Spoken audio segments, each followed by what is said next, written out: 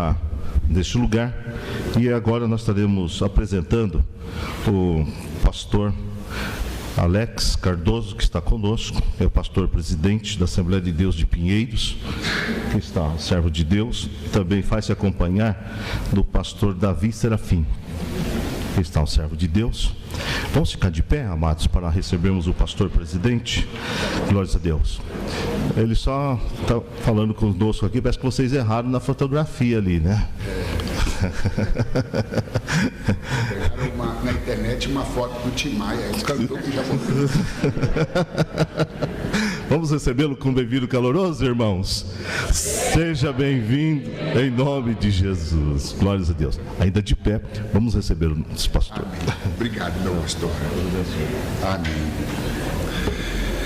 A paz do Senhor para todos. Amém.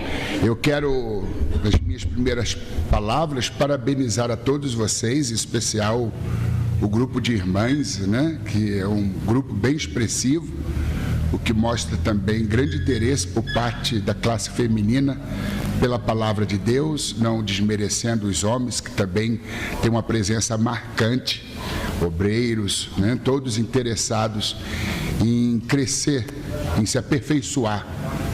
E o tema geral da revista é o aperfeiçoamento cristão. Louvo a Deus pela vida do vosso pastor Kleber, que de modo muito receptivo e gracioso nos recebeu aqui nesta manhã, e também pela atenção de todos vocês. Eu estava reclamando com ele sim, porque ao invés de colocarem minha foto, foram lá na internet, pegaram a foto do cantor que já morreu, o Tim Maia, e puseram lá, né? Ou talvez seja eu, não sei. Às vezes eu olho para o espelho e fico meio confuso, sem saber quem é quem, né? Mas, brincadeiras à parte, a gente vai falar sobre o aperfeiçoamento cristão. Mas antes, porém, eu quero abençoar a vida de vocês, se o pastor me permite, com uma palavra de oração. Façam assim com as mãos. Querido Deus, eu abençoo o pastor Kleber, eu abençoo sua família e ministério, eu abençoo seus companheiros de lida, eu abençoo estas irmãs e esses irmãos, estas jovens, estes jovens, todas as faixas etárias de idade, adolescentes, crianças. Eu abençoo os obreiros da sua casa. Deus, que o Senhor possa abrir os céus e visitar essa comunidade de fé, aniquilando o mal, neutralizando o poder maligno, jogando por terra toda obra do diabo, pois foi para isso que Jesus, o seu Filho, se manifestou, para desfazer as obras de Satanás. Eu peço em favor dos maridos, eu peço em favor das esposas, eu peço em favor dos pais, eu peço em favor dos filhos, eu peço em favor de todas as proles, de todas as famílias aqui representadas, todos os lares aqui representados. Manda a tua bênção lá para as nossas casas, visita os nossos familiares, parentes, entra com libertação, com salvação, com cura, com transformação. Eu abençoo esta congregação, eu abençoo este povo, eu abençoo a tua casa neste lugar, no nome de Jesus Cristo. Amém e amém. Podem se sentar, por favor, meus queridos irmãos.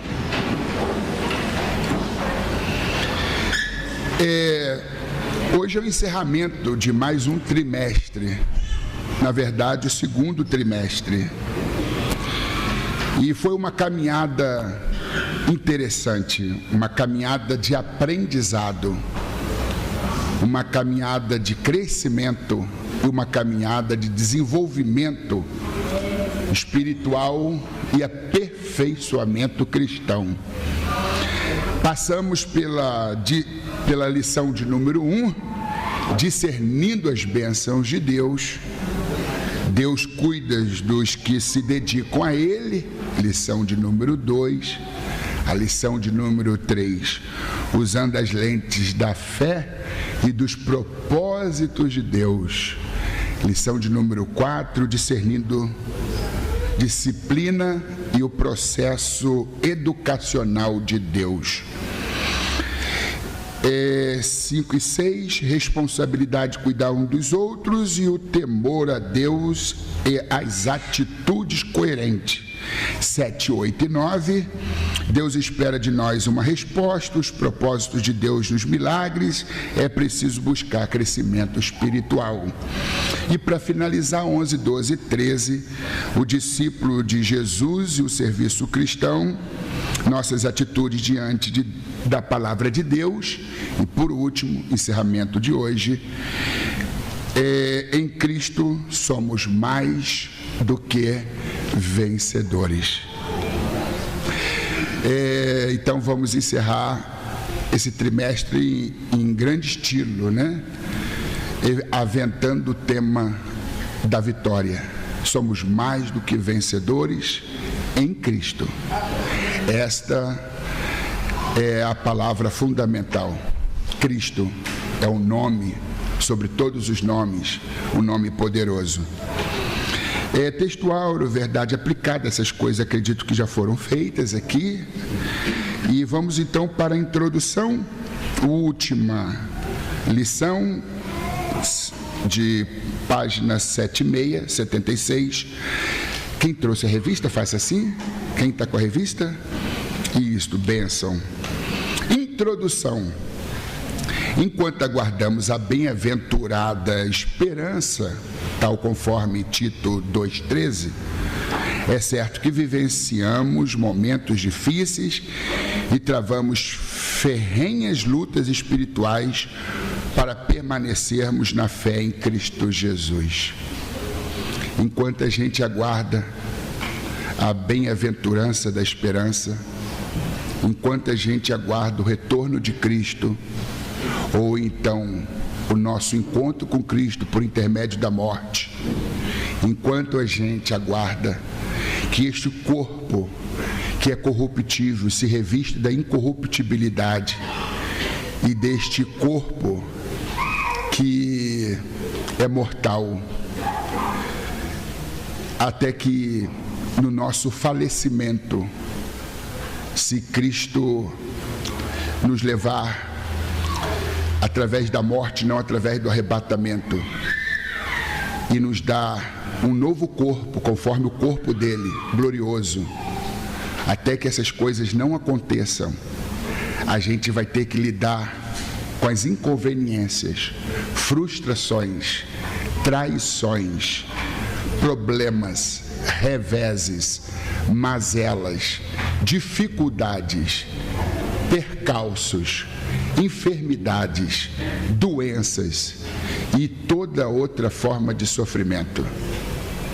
Então, até que sejamos arrebatados ou nos encontremos com Cristo por intermédio da morte, enquanto aqui vivermos, enquanto o nosso coração bater, enquanto houver oxigenação no cérebro, oxigênio nos pulmões e sangue correndo nas nossas veias, a gente vai ter que lidar com os contratempos, a gente vai ter que lidar com os altos e baixos, a gente vai ter que lidar com as mazelas. Quem não sabe sofrer, sofre mais. Quem sabe sofrer, sofre menos. Mas mesmo sabendo sofrer, o ser humano não tem como evitar o sofrimento. O que difere um do outro, ou uma da outra, um dos outros, é a intensidade e grau de sofrimento. Porque uns sofrem mais, outros sofrem menos. Não tem como escapar do sofrimento. Jesus disse que no mundo tereis aflições.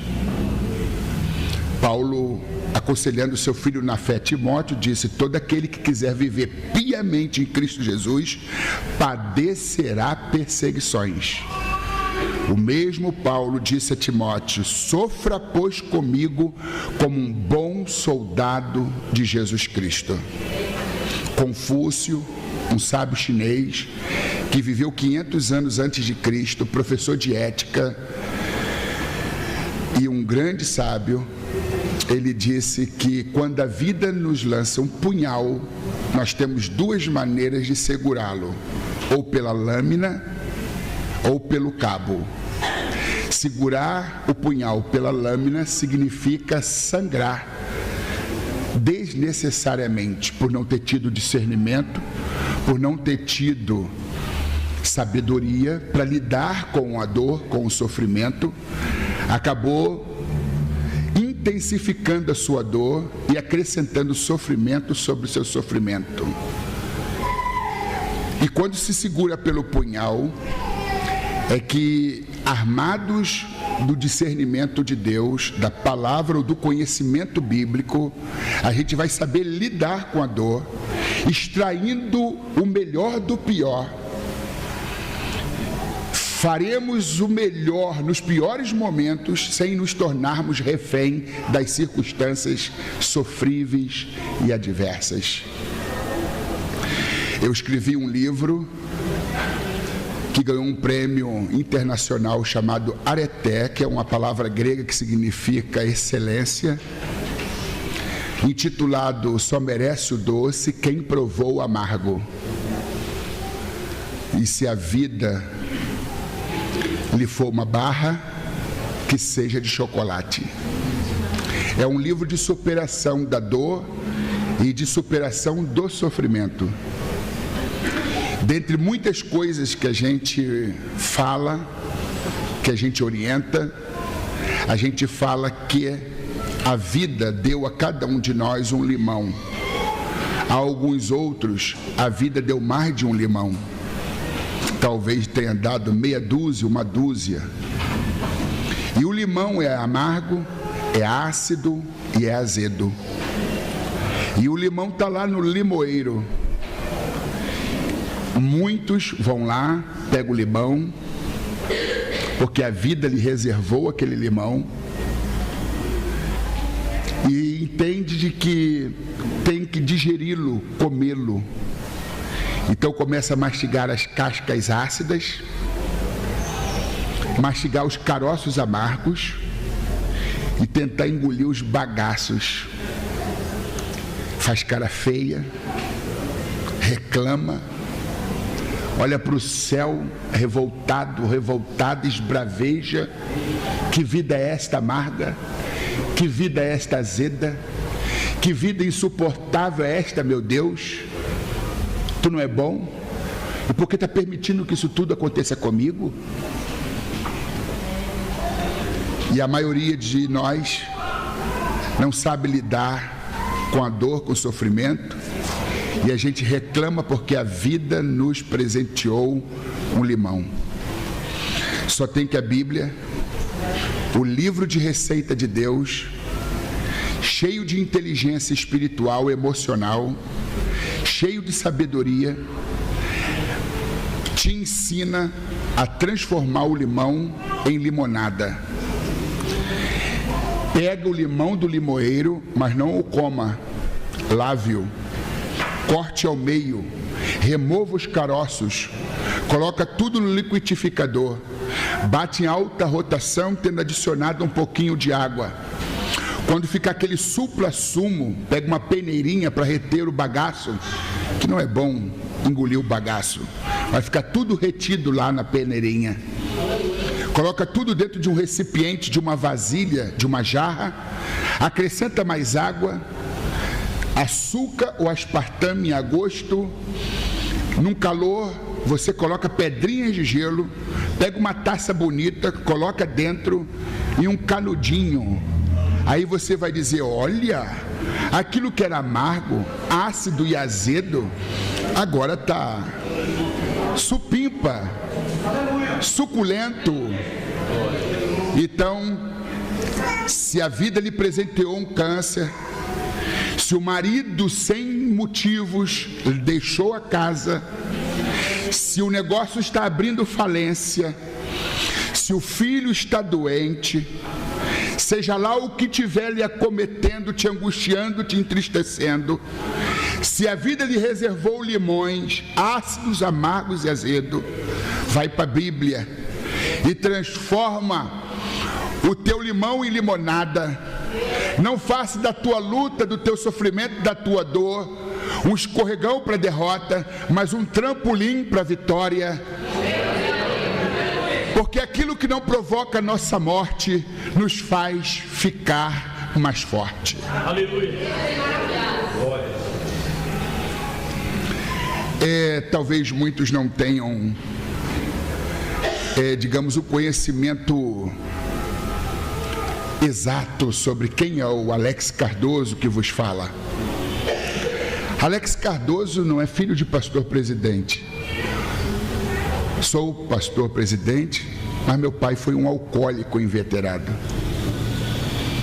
Minha mãe sofria muito, maus tratos, sofrimentos. Quero falar um pouco dos limões que a vida me deu. Cresci num lar neurótico. Cresci num ambiente neurotizado, estressante, estressador, onde um pai violento, sob efeito alcoólico, espancava a sua mulher, que era minha mãe, numa época que não tinha nem lei Maria da Penha para inibir a ação do meu pai. Passávamos necessidade, enquanto meu pai tinha 2 grandes empregos, mas a comida, as compras que vinha no táxi, ia para a rua de cima, onde ele tinha um caso amoroso, ou para a rua de trás, onde ele tinha um outro caso amoroso. E uma renca de filhos. Eu sou o penúltimo de uma família de 10 irmãos. Então 8 na minha frente e 1 abaixo de mim. Eu sou o penúltimo de uma família de 10 irmãos, sendo eu o 9º.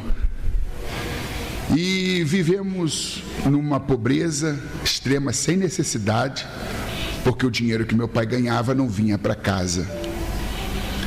De modo que eu desenvolvi medos, traumas, insegurança, complexo de inferioridade, em razão de ter testemunhado tanta agressividade, desavença, contendas.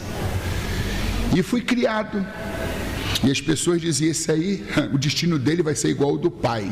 E usavam um termo pejorativo dizendo, vai ser mais um bebum na família Cardoso. Bebum é bêbado na gíria. Ou um delinquente, vai se envolver com drogas. E realmente, meus 14, 15, 16 anos, muitos colegas meus morreram precocemente porque se enveredaram nesses caminhos escusos. Mas aos 16 anos eu me deparei com 2 Coríntios 5,17, que diz, aquele que está em Cristo nova criatura é. As coisas velhas se passaram e tudo se fez novo. A partir dali, a minha mãe, que vivia na Umbanda, Quimbanda, e toda a família, e também na igreja católica, reuniu os filhos e disse, quem vai fazer o que eu acabei de fazer? Aí ela revelou, semana passada eu estive numa igreja evangélica, aceitei a Cristo Jesus como meu Salvador e quero levar Jesus a sério, desfiz dos meus santos, desfiz de todas essas parafernálias dos centros, e eu quero Jesus e vou me batizar no dia 20 de setembro de 84. Quem topa vir para Jesus? E ninguém topou. Ela perguntou do mais velho ao mais novo, Ângela, Sancler, Argélia, Peter, Patrícia, Margarete, Marcelo, Marcos, José, o caçula, e perguntou a Alex, aos 16 anos. Todos disseram não, todos objetaram, mas quando chegou a minha vez eu disse, pela fé, quem topa qualquer parada, não para em qualquer topada. Eu topo, estou dentro. Naquele dia minha mãe desceu as águas e eu desci também. Ela faleceu assim que eu fui transferido do Rio de Janeiro, minha terra natal, para São Paulo há 9 anos. 3 meses depois de eu estar aqui, ela faleceu. E eu estou até hoje procurando defender a fé que ela defendeu. E morrer de forma honrosa como ela morreu. E espero que Deus me dê vida longa para que eu possa amar mais, perdoar mais, abraçar mais, ajudar mais, apoiar mais as pessoas, sendo instrumento de justiça na terra. Acontece que a vida não me poupou dos seus limões galegos, ácidos, amargos e azedos. Eu fui paraquedista militar, servi no 20º BELOG PQDT, saltei de Bandeirante, Búfalo e Hércules, C-115 e C-130, aeronaves emprestada pela FAB, a aeronáutica, que fica a serviço do Exército Brasileiro, para os seus paraquedistas, que são elites do Exército. O T-10, que é um paraquedas que joga a gente no chão com muita força, com muita agressividade, e infelizmente até hoje não se corrigiu esse mal. O paraquedas ainda continua sendo T-10 sem sustentação suficiente. Qualquer vento em demasia joga agressiva e violentamente o combatente no chão. E eu me lembro que no Campo dos Afonsos, num dos lugares que a gente aterrissava, eu era jogado com tanta força que tinha que sair imediatamente, porque outros aviões estavam circulando, soltando outros paraquedistas que podiam cair em cima de você, capacete, algum instrumento da farda e etc. Mas eu sentia tantas dores, parecia que os meus órgãos vitais internos haviam saído do lugar. E eu ficava ali tentando me recuperar para ir para a Ponte da Amizade. E acabei desenvolvendo, dores insuportáveis. Além de fibromialgia, que é uma doença, tipicamente feminina, mas poucos homens a possuem, e eu sou um deles, né? Eu tenho doenças degenerativas, sofro muito.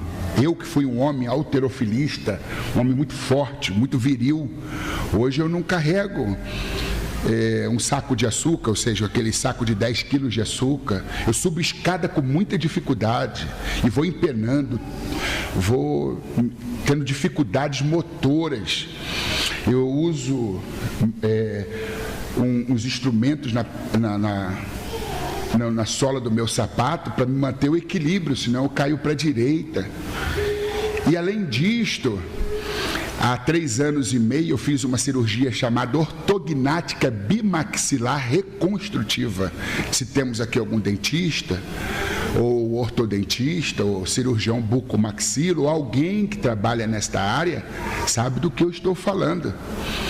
Eu sofro ainda, depois de mais de 3 anos de cirurgiado, com parestesia e uma confusão neural, porque o meu cérebro diz que a boca não está onde está. Eu sei que ela está aqui, que ela está assimétrica, mas por eu ter sofrido lesões em alguns nervos, eu perdi a sensibilidade, de modo que às vezes quando eu tomo café eu tenho que tomar cuidado, porque desce, eu não sinto, porque todo o meu lábio inferior, todo o meu queixo é parestesiado, e eu posso me queimar ou sujar a minha roupa, então eu tenho que estar muito atento. E foi assim durante 1 ano, todo o rosto. Eu tive uma parada cardiorrespiratória e hoje, por exemplo, eu perdi todos os meus conhecimentos matemáticos. Eu só tenho conhecimentos de literatura, filosofia, da língua portuguesa, das ciências, humanas e não das ciências exatas. E com tudo que o meu cérebro diz que a boca não está aqui, com tudo que eu não sinto a boca, e às vezes formigamento e choque elétrico, como nesse caso, quando eu passo o dedo, eu estou fazendo a obra, procurando transformar os meus limões em limonada.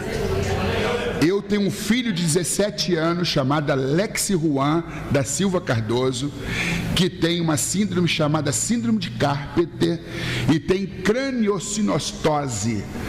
Mesmo tendo os melhores colégios e os melhores professores, nunca conseguiu alfabetizar.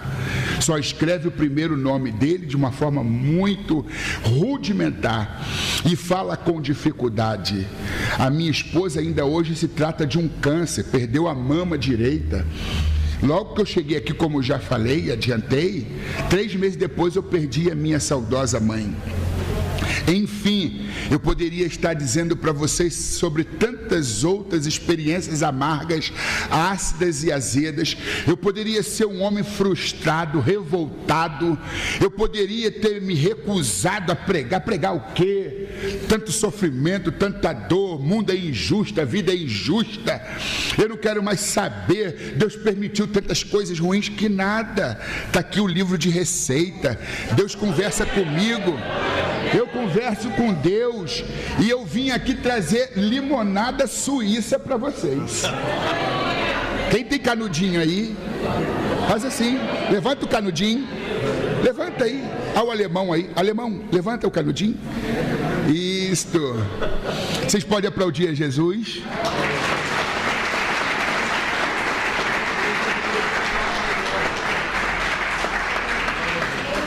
O sol que endurece o barro é o mesmo que derrete a cera. Tem gente que quanto mais sofre, menos arrogante fica e mais dependente de Deus se torna. Quanto mais sofre, é como a cera que diante do sol vai derretendo. Mas tem gente que quanto mais sobra é como o barro, vai ficando duro, endurecendo, endurecendo, endurecendo. A luta está te deixando melhor ou pior? A fornalha está te deixando melhor ou pior? Fica pior não. Se renda. Deixa Deus quebrar. Somos todos barros, todos vasos. E Deus é o oleiro. Ele sabe onde aperta. Ele sabe que o barro é arrancado do barranco, é deixado no canto para curtimento, depois vai para o pisoteamento, o barro é pisado, depois as mãos modeladoras do oleiro vai lá tirando as rebarbas, os lixos, detritos, os corpos estranhos, para não provocar rachadura, quebradura nos vasos. Aí tem um processo lento, complicado, e depois vai para a fornagem, o calor do fogo da provação, da luta, vai cozinhando, porque tem muita coisa crua dentro da gente. O velho Adão precisa ser cozido. Aí depois tem o toque do mestre, que é um peteleco no vaso, e do som ele vai perceber se está bem cozido, se está mal cozido, se está frágil, se está forte. A maioria de nós já cantou, né?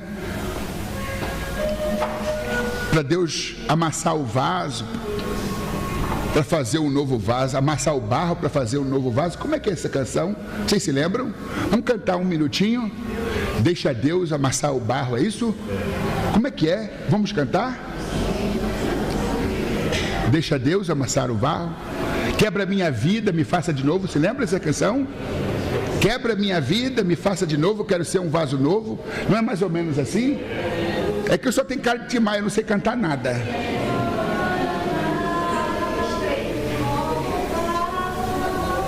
Como vaso da mondoleira também. Isto.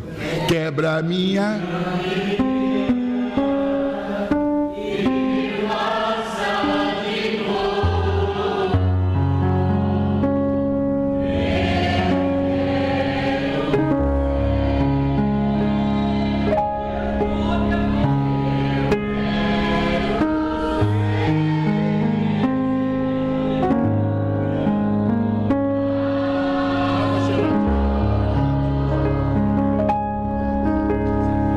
Obrigado. Então, ouçam. Olha o que a gente cantou, é sério? Alguém observou que os crentes mais mentem quando cantam. A gente cantou dizendo assim: Deus, quebra minha vida, me faça de novo, porque eu quero ser um vaso novo. Foi uma oração cantada, uma canção em forma de oração. A gente disse: Deus, quebra minha vida. Aí Deus acredita na gente. É para quebrar, filha? É, eu estou cantando, quebra minha vida, me faça de novo, eu quero ser um vaso novo. É, meu filho, tu está cantando, eu posso levar a sério? Pode levar. Aí ele acredita na gente, começa a quebrar a gente, mas quando começa a quebrar a gente, ele, por quê? O que é isso, Deus? Ué, tu não pediu? Tu não cantarolou? Oh, Deus ouviu a gente hoje, hein? Então, as mãos modeladoras do oleiro estão vindo, e suas fraquezas, e utiliza-se da inveja, do ciúme, do ódio, do ressentimento ou de qualquer outro sentimento corrosivo, negativo, para poder fazer com que aquela pessoa lhe prejudique, lhe cometa o mal. Aqui diz que a nossa luta não é contra a carne, contra o sangue, ou seja, não é contra seres mortais, não é contra os nossos pares, não é contra seres humanos. A nossa luta é contra os principados, as potestades e as hostes espirituais da maldade. Normalmente o diabo usa alguém e ao invés da gente atacar o diabo que usou a pessoa, a gente ataca a pessoa. Aí está o nosso erro. Aí é um lutando contra o outro e Satanás livre, ninguém lutando contra Satanás. Ah, mas o irmão errou contra mim. Talvez ele tenha dado lugar ao diabo. A Bíblia diz em Efésios 4, 26 e 27: irai-vos, mas não pequeis, não se ponha o sol sobre a vossa ira, e nem deis lugar ao demônio, ou ao lugar ao diabo, porque a ira é uma porta de entrada para Satanás. A pessoa irada, ela perde o senso comum, o senso crítico, o bom senso, a coerência. A ira nos animaliza, tanto é que quando alguém está irado, diz assim: caramba, eu vi um cara ali, é um louco, o cara está com um demônio no corpo, porque está irado, ele sai de si e já não age mais com razoabilidade. Ele age como um animal irracional. E muita gente no momento de ira mata o outro, depois se arrepende, ou fala um bocado de besteiras, depois se arrepende. Então quando você estiver irado, não fale nada, porque a ira é a porta de entrada de Satanás. Quando você estiver chateado, não fale nada. Para os pregadores, quando estiver irado, não preguem, passe a vez. Ou então pregue quando você estiver com raiva e terá feito o pior sermão do qual você se envergonhará em toda a sua vida. A gente não pode transformar o púlpito em plataforma de desabafos. Aqui é para pregar a palavra com amor, com autoridade, com ousadia. Não é para jogar letras indiretas. Isso é covardia. Então, quando estiver irado, conte até 10. Se a ira passou, fale, faça. Mas se a ira não foi embora, conte até 100. Se a ira persiste, conte até 1000. Se a ira resiste e sair, não fale nada, não faça nada. Vai se arrepender depois. Porque onde a ira entra, a sabedoria vai embora. Ira e sabedoria não coexistem. Elas não combinam. Agora, quando a sabedoria chega, quem tem que ir embora é a ira. Então põe a sabedoria na tua vida para que não dê lugar à ira. A nossa luta é contra as hostes espirituais da maldade celestiais.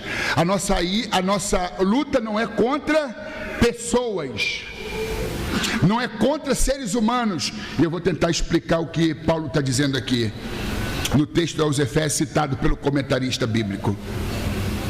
O texto de Efésios nos adverte quanto à hostilidade das forças demoníacas e nos instrui sobre como vencê-las. Nossa luta não é contra seres humanos, mas contra as hostes espirituais da maldade. Nossas lutas não são contra seres humanos. Vou transportar vocês, a título de ilustração, para Catalunha, na Espanha, naquela arena onde entra vestido a caráter o toureiro e um pano vermelho de cetim bordado nas pontas, e entra na arena e ele faz a sua exibição pessoal e todo mundo aplaude, porque aquele homem vai enfrentar o touro mais forte e poderoso daquela arena. Daqui a pouquinho vem um sinal de que a porta vai se abrir, a porteira vai se abrir e o toureiro vai ter que, olho no olho, enfrentar o touro forte, grande e musculoso, vociferando, escociando para trás, jogando poeira e pó de pedra, mirando e soltando fogo pelas ventas, tão nervoso e irado, e ele mira o toureiro. O toureiro mira o touro. Quando o touro se aproxima e vem, um simples gesto, à direita ou à esquerda, leva o pano para lá ou traz o pano para cá. O touro, quando está vindo para poder pegar o toureiro, ele muda o foco, esquece o toureiro e pega o pano. Quando ele passa do lado, o toureiro faz uma pose elegante, o bobão do touro passa e ele já aproveita com uma espada e enterra no touro. O touro, com adrenalina, nervoso, nem sentiu a penetração da espada e nem está percebendo que o sangue dele está escorrendo. Ele volta e o toureiro então fica esperando o touro de novo. O touro mira o toureiro e quando ele vem se aproximando, um leve movimento para a esquerda ou para a direita, leva o pano para um lado ou para o outro, o touro perde o foco, esquece o toureiro, vai para o pano. Aí passa de novo, mais outra espada, e assim vai acontecendo, outra espada, na sexta, sétima espada, o touro já está capengando, porque já perdeu 2, 3 litros de sangue, 4 litros de sangue, ele já está tendo vertigem, e às vezes ele vem e morre aos pés do toureiro. Aí o toureiro faz aquela pose elegante, e toda a Catalunha, o estádio, a arena, o ovaciona, o aplaude, e ele sai como herói, e o animal fica lá gorfando sangue, fica lá estirado, morrendo, e ele é aplaudido. O que tem isso a ver com a nossa vida? O pano vermelho, às vezes, é um irmão, é um membro da família. O toureiro é Satanás. É o toureiro que está lá, e você tem que atacar as hostes espirituais. Você tem que atacar o toureiro, mas o toureiro está lá. Aí você diz, é Satanás que eu quero. Eu vou lutar contra Satanás com jejum, coração. Eu vou para cima de Satanás. Aí Satanás estrategicamente pega um pano para desviar o teu foco. Pega um crente, pega um parente, aquele tribulado mesmo, que dá nó em pingo d'água, esconde a ponta, que dá beliscão em azulejo molhado. Aí você já está nervoso, irritado. Aí ao invés de você permanecer com os olhos no toureiro, aí Satanás, né, põe o pano para cá, põe o pano para cá, o pano vermelho, né?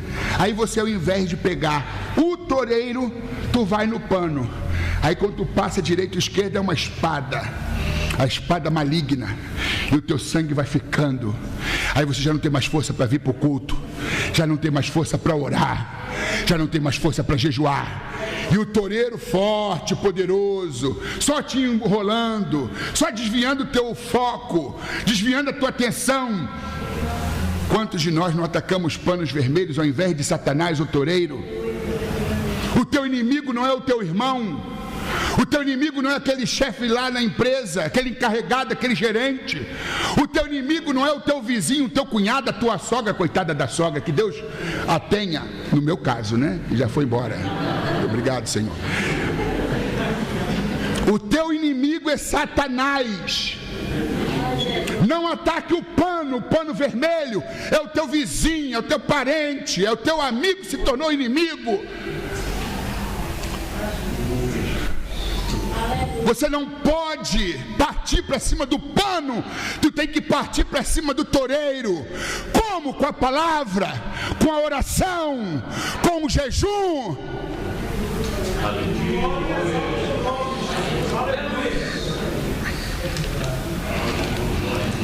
2:2, vamos lá, quem tem revista? 2:2. Não ataque o pano vermelho, ataque o toureiro. Teu inimigo é o toureiro, não é o pano vermelho. Teu inimigo não é o pano vermelho, a pessoa, o crente que deu lugar para o cão. Teu inimigo é o toureiro, é Satanás. Satanás e os demônios, que são as hostes espirituais da maldade. Na força e no poder do Senhor. De nós mesmos somos fracos e ingênuos. Tanto é que a gente vai pro pano e esquece o toureiro. Ingenuidade, imaturidade, infantilismo espiritual. A gente precisa se adultizar, a gente precisa amadurecer para entender de que não é o pano, é o toureiro. Tu está atacando o pano e o toureiro está ficando lá, de frozô, preparando outra espada para poder te enterrar. Ataca o diabo, não ataca teu irmão não. Ele é falho, e quem não é? Ele é vaso de barro, e quem não é? Ele errou, e quem não erra? Pecador não julga pecador, e um camelo não zomba da corcunda do outro camelo. Lá no zoológico tinha um camelo rindo do outro camelo. Aí um visitante disse assim: por que tu está rindo do teu companheiro? Por causa da corcunda dele. Miserável, tu não está vendo a corcunda está bem em cima de você não? Todo mundo tem corcunda, todo mundo tem defeito. Um camelo não zomba da corcunda do outro camelo, um pecador não julga pecador.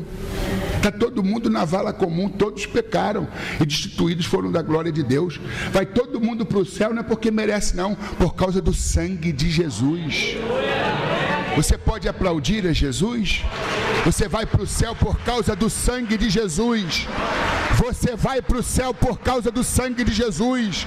Você vai para o céu por causa do sangue de Jesus Cristo.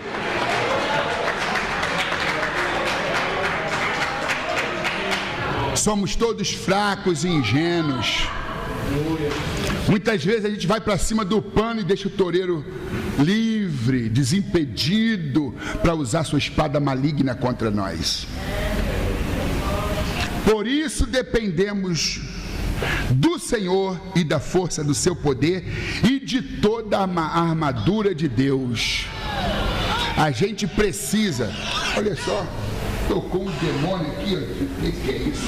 Fez um gol aí, rapaz. Desliga essa peste aí, meu Deus do céu. Logo o telefone do pregador, pastor. Eu chamo a atenção, vamos desligar o telefone, botar o telefone, botar em vibracal, eu chego aqui e pago esse gorila. Tem gente que paga mico. Eu pago o gorila aqui. Desligou? Desligou. Foi gol de quem? Eu não quero saber de Copa, não quero saber de nada disso. Eu quero saber de marcar meu gol contra o diabo. Beber uma aguinha. Aleluia, glória a Deus. Gordo também bebe água, gente, não só come não. Fica aí achando que eu sou gordo porque eu como muito, é porque eu bebo muita água também. Deixa os gordos em paz, gente. Que isso? Posso beber mais um pouco? Amém.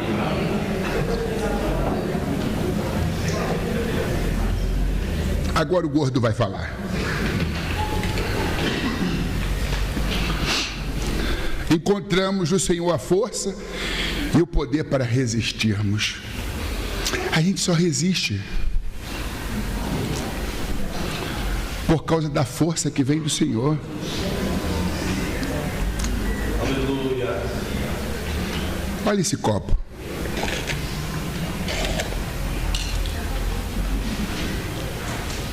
Intacto. Falem comigo, resiliência. Resiliência é um termo emprestado da física, que fala de um material resistente. De um material que, quando submetido a uma pressão, acumula energia e ele se descaracteriza. É mais ou menos isso aqui. Vamos exercer pressão, ele vai se descaracterizar. Está vendo no que ele se transformou? Resiliência é a capacidade deste material, uma vez se livrando da pressão, voltar ao seu estado original. Está vendo? Ele voltou ao seu estado original. a psicologia incorporou o termo que ela pediu emprestado da física. E resiliência no mundo da psicologia é a capacidade de alguns seres humanos, suportando o luto, a perda de bens materiais, passando por crises, enfermidades, doenças, amputações, seja lá o que for, é a capacidade de alguns seres humanos de se reinventarem. A luta vem, o câncer vem, a falência vem e vai exercendo pressão sobre ele ou sobre ela. O marido abandona a casa, deixa os filhos para ela criar, sem recursos nenhum, precisando de favores de famílias de terceiros. E os barulhos, os esmagamentos. Aí deixa a mulher assim, o homem assim, o jovem assim. Resiliência dentro da perspectiva cristã é alguém que está debaixo de muita luta e que as mãos modeladoras do oleiro vêm e diz: deixa eu trabalhar.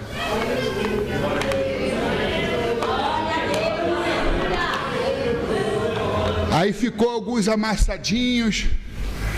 Aí o Espírito Santo é convidado por Deus para fazer a parte dele. Ele vem e sopra.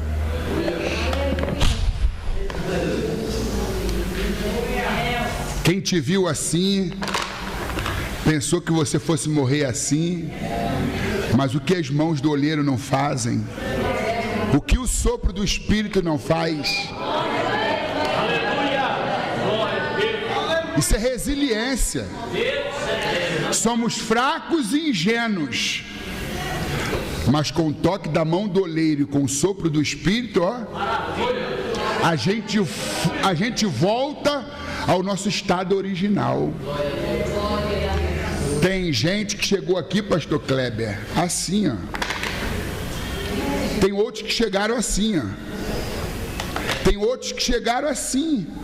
E tem uns que chegaram assim, mas vão sair assim, ó.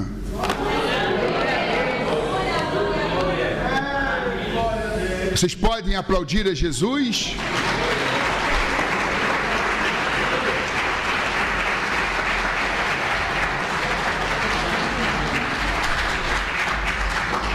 Já estamos caminhando para o fim. Então deixa o gordo falar. Deixa a gente concluir. Deus estabelece limites. Toca em tudo quanto ele tem, disse Deus para Satanás em relação a Jó, mas poupe a sua vida. Deus pôs limites a Satanás. Deus nunca vai permitir que você seja provado além da sua capacidade de suportar. Deus tem um basta. Na hora certa, Ele vai dizer: não, basta! Chega! Chega! Na hora certa, Deus vai dizer: basta! Chega! Aleluia, glória a Deus. Já foi humilhada demais. Já sofreu demais. Basta! Chega! Aí vai vir força, autoridade, poder, glória, unção, recursos, bênçãos, projeção, honra, exaltação. Aleluia, glória a Deus.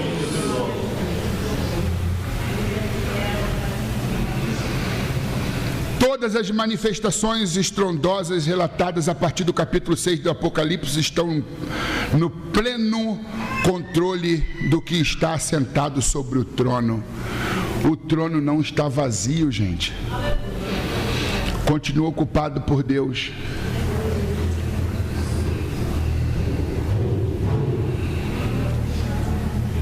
Vamos para o capítulo 3, senão a gente não consegue terminar 11 horas.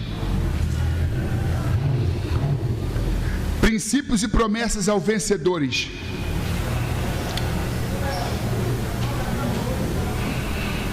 Em Gênesis há o registro de uma contínua luta, mas em Apocalipse há uma consumação e a vitória de Jesus Cristo e de seu povo.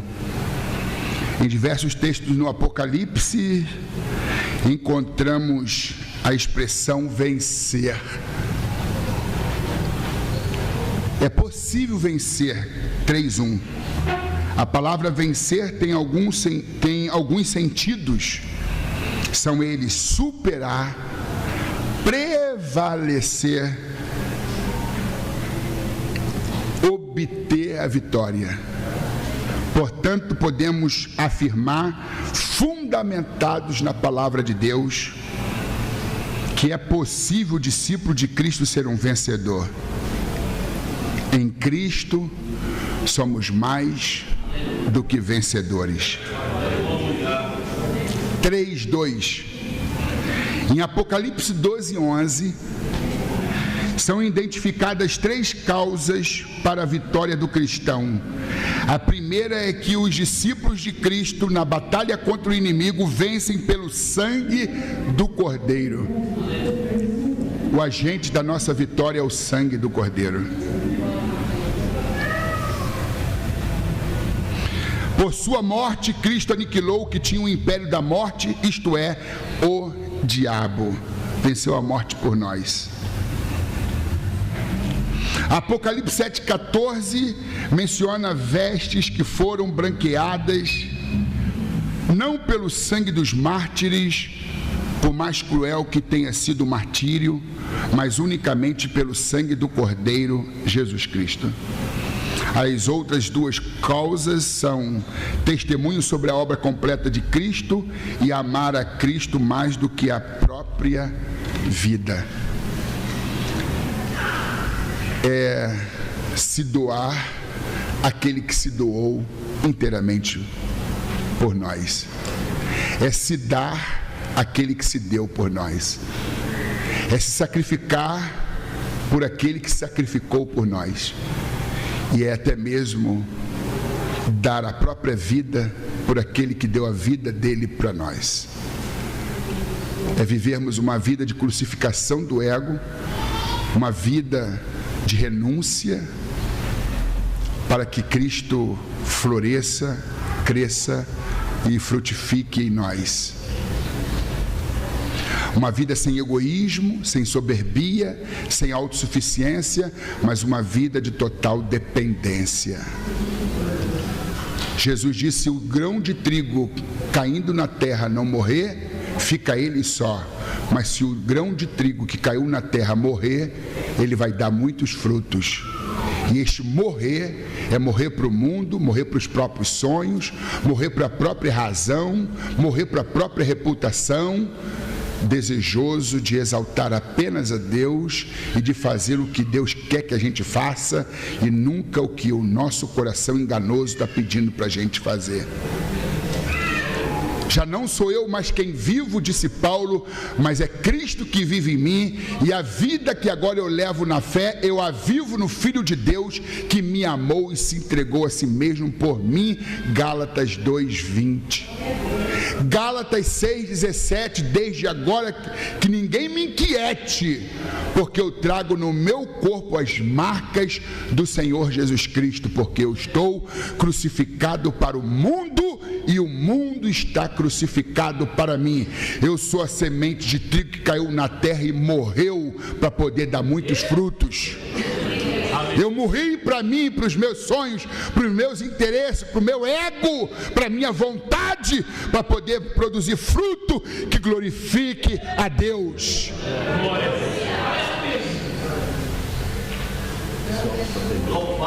Toda hora o óculos cai, mas é bom que eu emagreço. Eu vou lá, pego, volto. Apesar das dores insuportáveis que eu sinto em cada movimento leve que eu faço. Imagine os movimentos bruscos.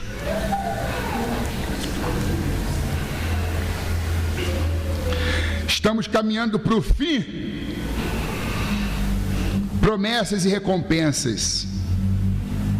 A palavra de Deus nos revela não somente a realidade do conflito espiritual e os princípios que devem nos nortear na batalha, como também promessas e recompensas aos vencedores. A Bíblia é repleta de promessas divinas e os discípulos de Cristo podem confiar que Deus as cumprirá, pois Ele é fiel e não mente. Digno de nota o fato de que todas as cartas endereçadas às igrejas da Ásia a expressão ao que vencer. O verbo expressa uma ação continuada, envolve perseverança diante do conflito e da dificuldade. Perseverança diante dos conflitos e da adversidade. Persevere, meu irmão. Persevere, minha irmã. Se puder voar, voe. Se não puder voar, corra. Se não puder correr, ande. Se não puder andar, arraste-se, mas não pare. Abraham Lincoln, um dos presidentes dos Estados Unidos, eu posso andar devagar, mas eu não paro. Confúcio, já citado aqui na abertura, ele diz: posso andar devagar, ou não importa o quão devagar você ande, desde que você não pare. E alguém, que eu não sei quem, disse: enquanto eu tiver forças, eu lutarei. E quando eu já não tiver mais forças, eu lutarei sem elas. Mas eu lutarei. Voando, correndo, andando, rastejando, eu vou lutar. Aqui está um homem que já voou e não voa mais, que já correu e também já não corre mais, que hoje tem dificuldade de andar e na maioria das vezes só sabe rastejar, por causa do peso da luta, por causa dos muitos limões que a vida me deu. Mas não há um registro na minha vida que eu tenha parado. Com sofrimento, com dor, com crise, com seja lá o que for, eu não abro mão do que a Bíblia diz, que eu e vocês somos mais do que vencedores. Eu não julgo que eu já haja alcançado, mas uma coisa eu faço, esquecendo das coisas que para trás de mim ficam e avançando para aquelas que estão diante de mim. Eu prossigo para o prêmio da soberana vocação de Deus em Cristo Jesus. Encerramos esse trimestre estudando o aperfeiçoamento cristão, maturidade espiritual, maturidade emocional, crescimento quantitativo e qualitativo. Receba a graça de Deus, para que mesmo sendo feito de carne, você possa viver como se fosse de ferro. A vida é dura, mas a vida é mais dura para quem é mole. Se te mostrares frouxo no dia da angústia, a sua força será pequena. Mas você em Cristo é mais do que vencedor. Se você acredita nisso, aplauda a Jesus Cristo.